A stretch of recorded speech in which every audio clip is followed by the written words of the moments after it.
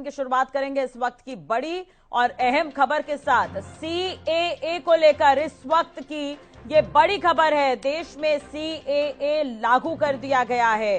तो सीएए को लेकर केंद्र सरकार ने अधिसूचना भी जारी कर दी है। गैर मुस्लिम शरणार्थियों को नागरिकता अब मिल सकेगी। तो ये बड़ी और अहम खबर हम आपको बता रखे हैं इस वक्त की। सीएए नागरिकता संशोधन अधिनियम लागू कर दिया गया है। केंद्र सरकार की तरफ से इसे लागू कर दिया गया है। आपको बता दें ये कानून 2019 में पारित किया गया था और इसके खिलाफ बड़े पैमाने पर देश भर में विरोध प्रदर्शन भी देखने को मिला था।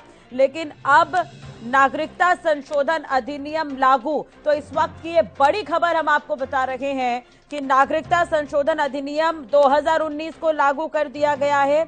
आपको बता दें कि इस कानून से अब पाकिस्तान, अफगानिस्तान और बांग्लादेश में धार्मिक उत्पीड़न के कारण भारत आए हिंदू, सिखों, बौद्धों, जैनियों, पारसियों और ईसाई अल्पसंख्यकों को भारतीय नागरिकता देना है। इसमें समुदाय विशेष को शामिल नहीं किया गया है और यही विवाद की वजह थी और इसी को लेकर ही प्रदर्शन देखने को मिले थे। हालांकि ये कयास लगाए जा रहे थे कि लोकसभा चुनाव से पहले एक बड़ा स्टेप लिया जा सकता है और उसे लेकर अब ये नोटिफिकेशन भी जारी कर दिया गया है। तो नागरिकता संशोधन जो कानून है अब उसे लागू कर दिया गया है। तो ये बड़ी और अहम खबर हम आपको बता रहे हैं। देश में सीएए लागू हो गया है और यह अधिसूचना भी जारी कर दी गई है।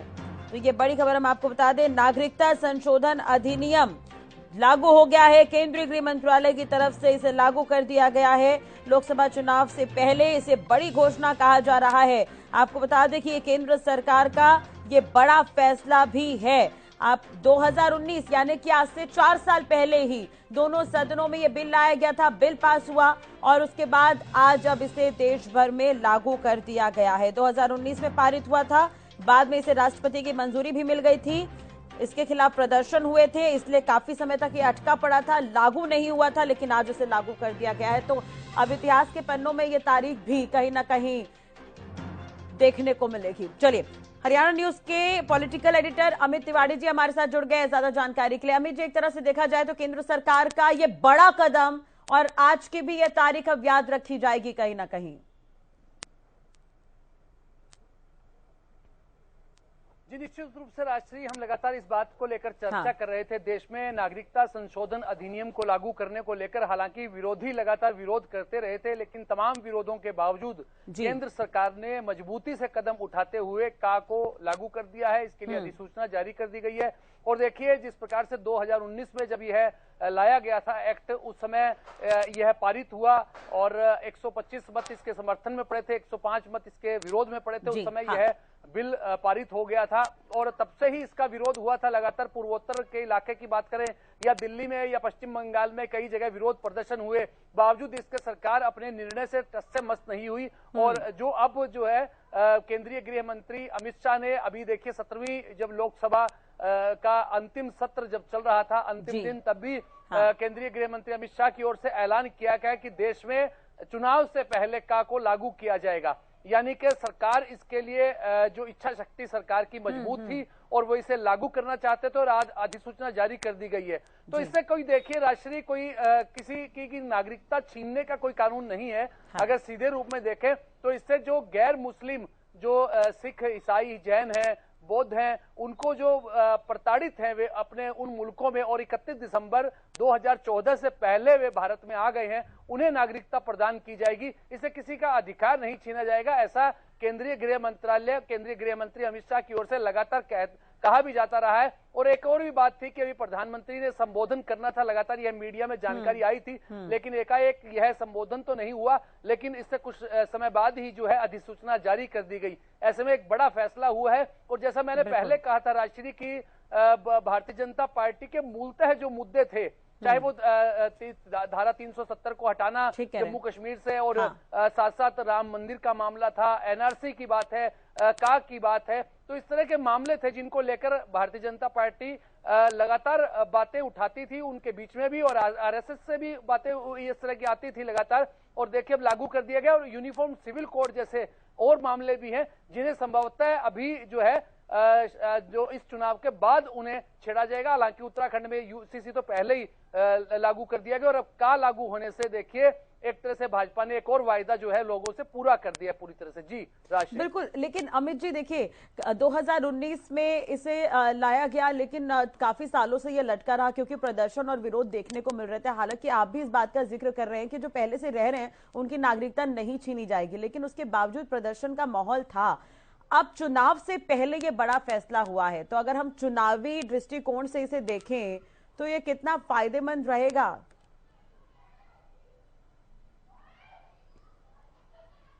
देखिए राष्ट्रीय चुनाव से संबंध हर उस फैसले का रहता है जो केंद्र सरकार लागू करती है। चाहे आज प्रधानमंत्री ने इतनी 10,000 करोड़ रुपए की जो सौगात दी है द्वारका एक्सप्रेस वे के रूप में, हालांकि चुनाव से उस कार्यक्रम का मतलब नहीं था, वो चुनावी सौगात नहीं है। चुनाव से ठीक पहले सौगात जरूर से कहा जा सकता है जो पूरा हुआ है प्रोजेक्ट, क्योंकि वो लंबे समय से चल रहा था। तो इसीलिए अगर कहा जाए कि नागरिकता संशोधन अधिनियम को लागू आज जरूर अधिसूचना जारी कर दी गई, लेकिन इसके नियमावली और इसे पारित जो है वो पहले ही करवा लिया गया था, अब अधिसूचना जारी कर दी गई है। तो ऐसे में चुनावी फायदा जरूर मिलता है और जो पार्टी अपने जिन सिद्धांतों को, उसूलों को लेकर चलती है, जो वायदों को लेकर चलती है, जो घोषणाओं को लेकर चलती है, वो एक एक करके पूरा उसे करती है, तो निश्चित रूप से उसे चुनावों में अपने उन तमाम लोगों का लाभ समर्थन जरूर मिलता है जो उन मुद्दों के साथ उनके साथ हमेशा से खड़े थे। तो ऐसे में इस जो का को लागू करने का भी निश्चित रूप से भारतीय जनता पार्टी को उन तमाम राज्यों में फायदा मिलेगा। जी बिल्कुल, अमित जी बने रहेगा हमारे साथ। वरिष्ठ पत्रकार राजेंद्र जादौन भी हमारे साथ जुड़ गए हैं। राजेंद्र जी स्वागत है हरियाणा न्यूज पर। ये बड़ा फैसला है, देश में सीएए को लागू कर दिया गया है। राजेंद्र जी, अमित जी भी हमारे साथ बने हुए, उनसे मैंने चुनावी फायदे को लेकर भी सवाल पूछा था। आपको क्या लगता है पूर्वोत्तर और बंगाल के लिहाज से कितना इंपॉर्टेंट हो जाता है ये? नहीं, देखिए ऐसा है कि CAA जो बनाया गया था उसको लागू करने का सरकार ने एक तरह से अपनी प्रतिबद्धता जाहिर कर दी थी, जैसे कमिटमेंट शो कर दिया था कि हम लागू करेंगे ही। तो अभी कुछ दिन पहले जो है उन्होंने ऐलान किया था, गृह मंत्री की तरफ से कहा गया था कि चुनाव से पहले, लोकसभा चुनाव से पहले CAA सिटीजन अमेंडमेंट एक्ट लागू किया जाएगा। कहा वो विधेयक तो पारित हो चुका था, राष्ट्रपति की मंजूरी भी मिल गई थी, मात्र अधिसूचना जारी करके उसको फॉर्मलाइज करके लागू करना ही बाकी था। और अब वो अधिसूचना जारी हो गई तो एक तरह से वो एनफोर्स हो गया है, एक तरह से लागू हो गया है। अब ये कि आसपास के जो हमारे पड़ोसी देश थे, पाकिस्तान, बांग्लादेश, अफगानिस्तान, जहां धार्मिक आधार पर उत्पीड़न को लेकर जो लोग हिंदुस्तान आते थे और नागरिकता की मांग करते थे, तो उनका रास्ता आसान हो गया, उनको आसानी से नागरिकता मिलेगी। देखिए पाकिस्तान से दूसरे धर्म वाले जैन, सिख और हिंदुओं को इसमें रखा गया है। जैन, सिख, बौद्ध और हिंदू, इन 3-4 धर्मानुयायियों को ये मांगने पर सिटीजनशिप देने का प्रावधान इस कानून में है, और वो उत्पीड़न के आधार पर अगर मांगते हैं तो उनको नागरिकता दी जाएगी।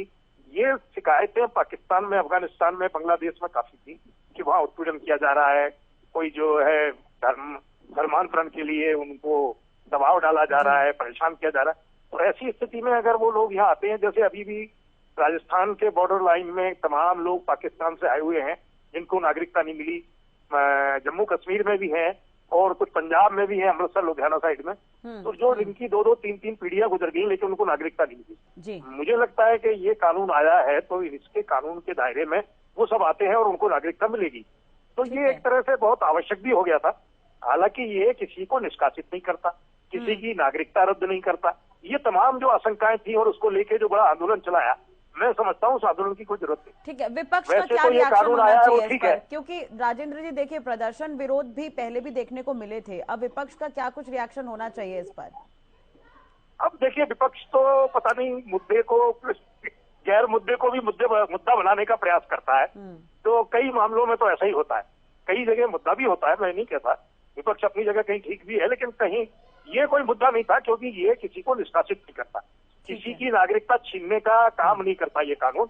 ये कानून उनको नागरिकता देने का काम करेगा जो उत्पीड़ित होके यहाँ आए और जो विशेष धर्म से जुड़े हुए हैं, उनको, जिनको संरक्षण की जरूरत है। अब वो कह रहे हैं कि उनको और सभी धर्मों को, सभी धर्मों का उत्पीड़न का सवाल ही पैदा नहीं होता।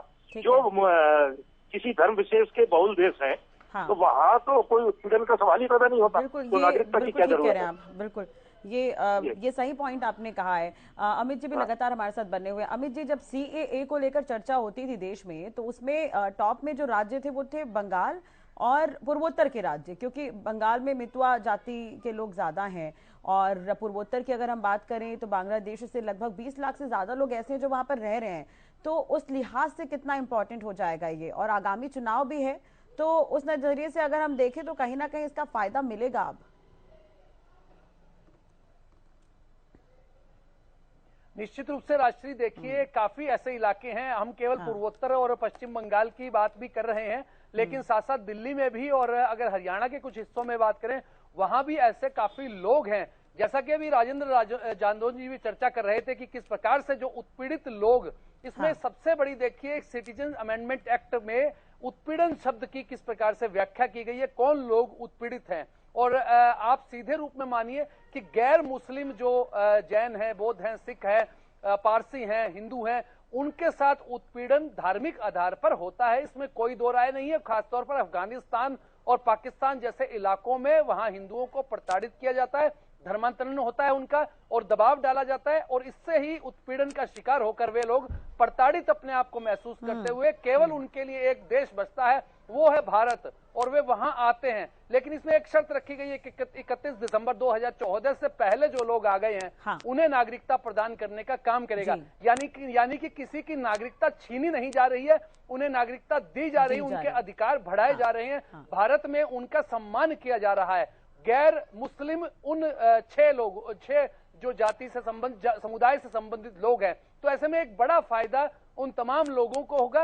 और देखिए, जिसे आप नागरिकता देंगे, जो उत्पीड़ित थे, जिन्हें आप सम्मान देंगे अपने राष्ट्र पर, उनकी अपनी धरती पर आने के बाद जो पीड़ित थे, तो ऐसे में जिसकी पीड़ा आपने हरी है, तो निश्चित रूप से वो आपके साथ खड़ा है, क्योंकि आपने उसे सम्मान देने का काम किया है। जो बरसों से इस इंतजार में थे कि वे इस देश में आए हुए, शरण लिए हुए हैं, और उन्हें जो है हिंदू की तरह ही सम्मान दूसरे हिंदू जो नागरिकता दी जाए, उन्हें भारत की नागरिकता दी जाए, वे प्रताड़ित हैं, उत्पीड़ित हैं, तो ऐसे में उन्हें निश्चित रूप से उसका लाभ जो है वो मिलेगा। और यह मैं जैसा पहले कहा राष्ट्रीय की एनआरसी नहीं है, एनआरसी में जो शरणार्थी जो घुसपैठिए थे उनके ऊपर उनको जो है उनकी बेदखली थी, उन्हें निकाला जाना था, लेकिन यहाँ जो है नागरिकता दी जा रही है, अधिकार दिए जा रहे हैं, छीने नहीं जा रहे। हालांकि मैंने पहले कहा कि जो कांग्रेस मीडिया सेल के प्रमुख हैं पवन खेड़ा, उनका एक मैं बयान सुन रहा था, उन्होंने कहा था कि उनकी सरकार आएगी तो ये का को रद्द किया जाएगा। ममता बनर्जी के भी इस प्रकार से तल्ख बयान आते रहे हैं, लेकिन आप देखिए जिनको नागरिकता मिलेगी निश्चित रूप से उनका सम्मान होगा, वे भारत में अपनी विश्वास के साथ डटे रहेंगे, जुड़ेंगे, और इसका लाभ तो देखो राजनीतिक लाभ तो मिलता ही है राजश्री, इसमें कोई दो राय नहीं है। और अब इसका प्रोसेस भी समझना होगा, भले ये सिस्टम ऑनलाइन होगा, लेकिन अप्लाई कैसे किया जाएगा, कैसे नागरिकता मिलेगी, तमाम तरह की चीजें भी बेहद जरूरी हो जाएगी जाननी। बहुत बहुत शुक्रिया अमित जी जानकारी और बातचीत करने के लिए। राजेंद्र जी, आपका भी बहुत बहुत शुक्रिया जुड़ने के लिए और बातचीत करने के लिए। तो देश भर में सीएए लागू कर दिया गया है।